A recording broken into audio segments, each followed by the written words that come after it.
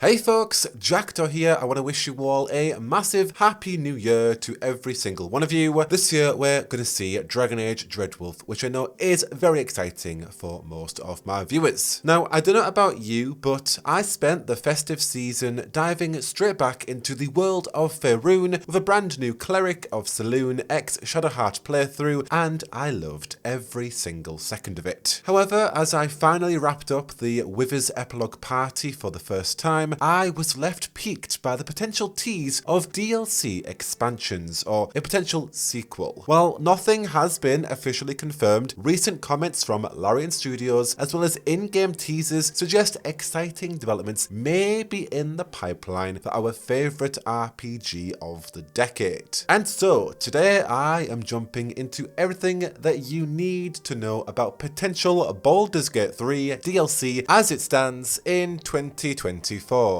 So, just after Baldur's Gate 3 released in August 2023, there was an interview with IGN talking with Larian Senior Product Manager Tom Butler as they hinted at the post-patch and post-production plans. At the time, Tom Butler stated, "We'll carry on patching for a while and then we're all going to take a holiday and then we'll figure out what to do next. But at the moment, we genuinely have discussions, we want to do more, but we don't know what yet." Since then, of course, the team have gone on to patch the game with fixing aspects of Karlach's ending. It's still not completely there, but there's at least bonus content working out Karlach's kinks at the end. And we've had plenty of other additions like the mirror where you can change your appearance, and of course the Withers epilogue party. There's been a lot of post-launch support of BG3 and it has been amazing to see Larian Studios effortlessly dedicate their time to polishing up BG3, and they continue to do that with the PS5 and Xbox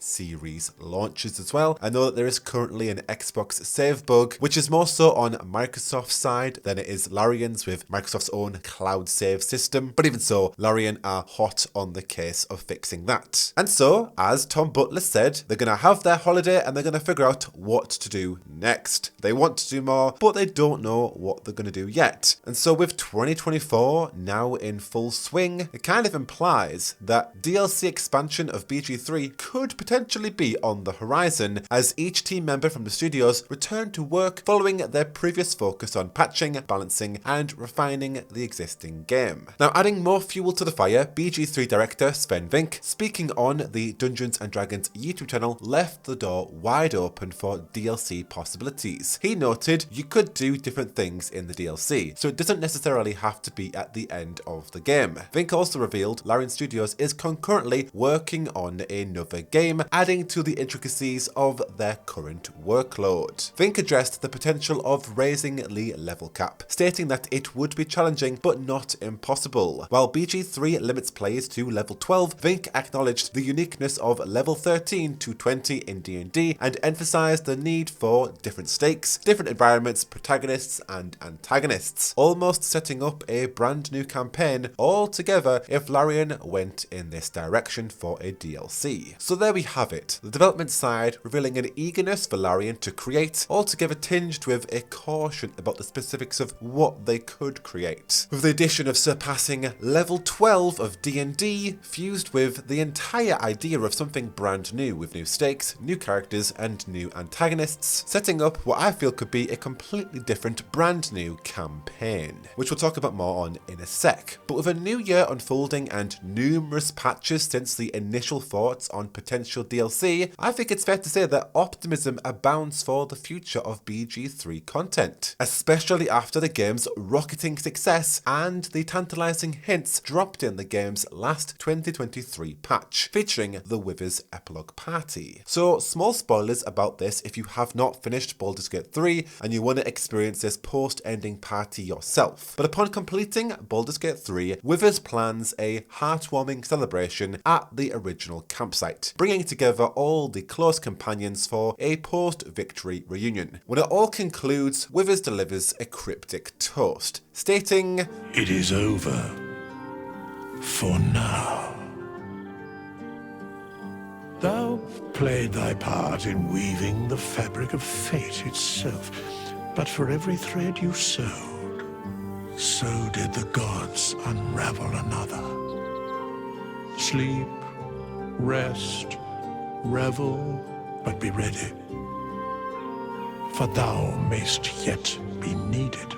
Now, for me, this was just an overt nod to future content, which could be a direct sequel or something else entirely. There is just a intentional setup for what may come next, which could be anything. Neverwinter Nights, Icewind Dale, BG3 DLC, Baldur's Gate 4, who knows what. And it's noteworthy that this ending party was patched in 3 months after the game's initial release in August, signalling the developer's latest intention to introduce some form of DLC or additional content, potentially even paving the way for a sequel. And it's this timing that I think is the biggest deal here, because it implies a response to the incredible reception that BG3 has had, with the developers keenly being aware of the impact these lines would have on the player community. It's a straight up deliberate tease, suggesting that Larian wouldn't include such hints without a plan to follow through. And if we explore that a bit more, before BG3 shipped, expectations for the game's success were modest.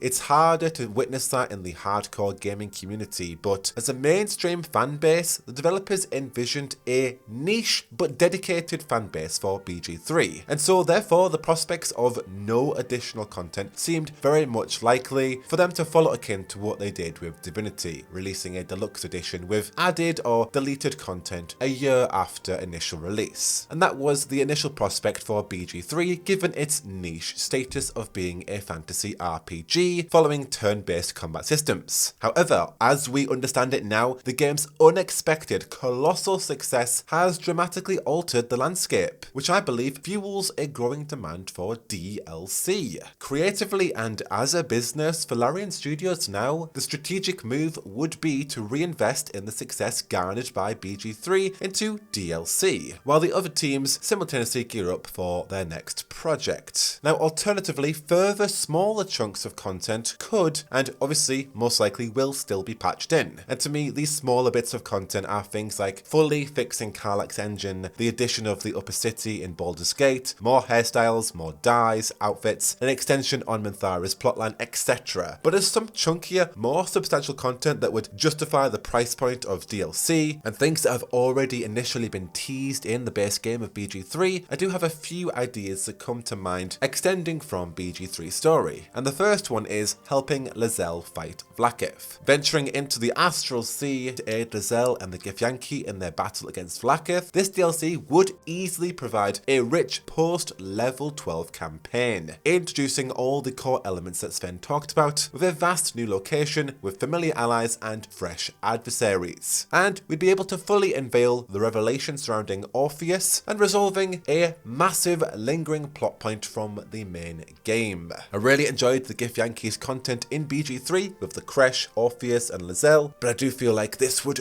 really complete that entire overarching story. It would also be brilliant just to take on another so-called god in the BG3 universe. Next up we have Kill Zariel in Avernus, or just a full-on Avernus storyline, basically exploring more of Avernus, expanding beyond Raphael's home in the House of Hope. This being with ties to Karlach and Will's backstories, as well as the Tiefling refugees. Having a proper exploration of the layers of hell I think would be absolutely compelling, and ultimately confronting and dealing with Zariel being such a powerful figure in the Baldur's Gate 3 narrative. This would offer a redemption arc for Karlach, some closure for Will, and the opportunity to of course find Bing Bong, the imp that apparently Shadowheart brought with Might Have after they had defeated the Absolute. Let's find Bing Bong and have him as an imp pet, and he can be the ring bearer at mine and Shadowheart's wedding. That would be absolutely brilliant. Next up, very broad, but fighting more evil gods of Faerun. And I leave this one broad because Withers said, but for every thread you sewed, so did the gods unravel another. Now, maybe I'm reading too much into this, but hey, that is my brand. Perhaps there are more malevolent gods banding together since we defeated the Absolute, since other gods witnessed the impending threat that we have on the world of Faerun. Maybe they've been awoken, maybe they now seek the Sword Coast. This definitely seems like it could be a completely new game's approach, and maybe that was the tease that Withers was hinting towards, but I would not hesitate in the slightest to fight against the likes of Shah with my Cleric of Selune Tav